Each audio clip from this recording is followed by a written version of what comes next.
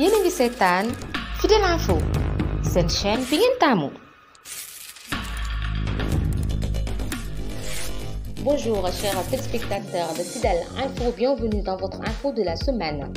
Nous débutons avec l'affaire Astou Sokhna. Le verdict vient de tomber pour les 6 sages-femmes incriminées dans la mort de cette dernière à l'hôpital de Louga.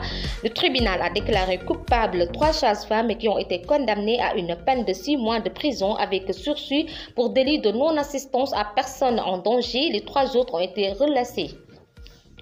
À Kaolack, un homme a été retrouvé mort. D'après les premières observations faites par la police et les services régionaux d'hygiène, l'homme en question est en déficience mentale.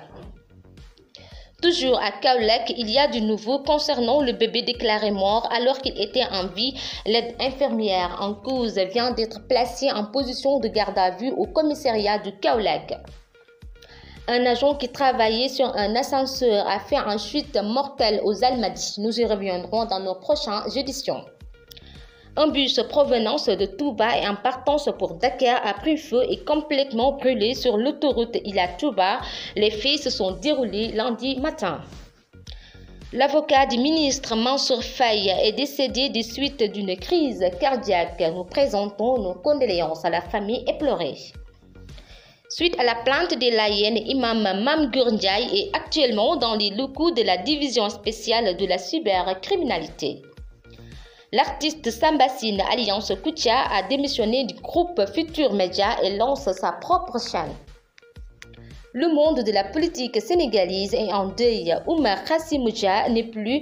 Pour rappel, le défunt était député et directeur général de la Société nationale d'aménagement et d'exploitation des terres du delta du fleuve Sénégal et des vallées du fleuve Sénégal et de la Falémé. Tous nos condoléances à la famille éplorée. C'est confirmé, Serigne Cheikh Mbacké Bara Dolly a démissionné du PDS. Il a donné sa lettre de démission au président Abdoulaye Wade. Pape Djibril Fall a réussi à avoir les 2000 parrains à valider son dossier. Pour les législatives prévues le 31 juillet 2022, les coalitions Yewwi Askan Wi et Wallu Sénégal vont cheminer ensemble. Dans ce sens, le leader du PASTEF, Ousmane Sonko, dirigera celle de la coalition Yewwi Askan Wi. Pour ce qui concerne la coalition Wallu Sénégal, elle sera dirigée par l'ancien président Abdoulaye Wade.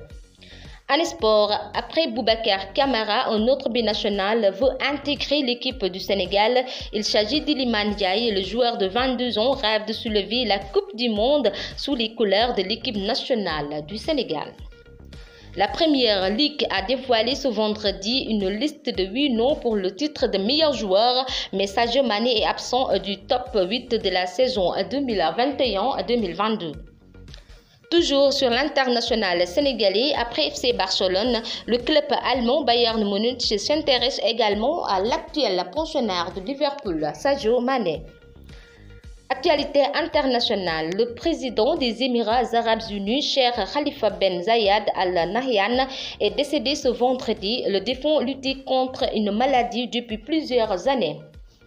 En Guinée, l'ancien président guinéen Alpha Condé et plusieurs autres personnalités sont visées par une information judiciaire. Une enquête a été ouverte. Terminons en France. Le port obligatoire du masque dans les transports en commun prendra fin lundi 16 mai, annoncé Olivier Véran. C'était tout pour aujourd'hui. Nous vous donnons rendez-vous, Inch'Allah, la semaine prochaine. D'ici là, portez-vous bien.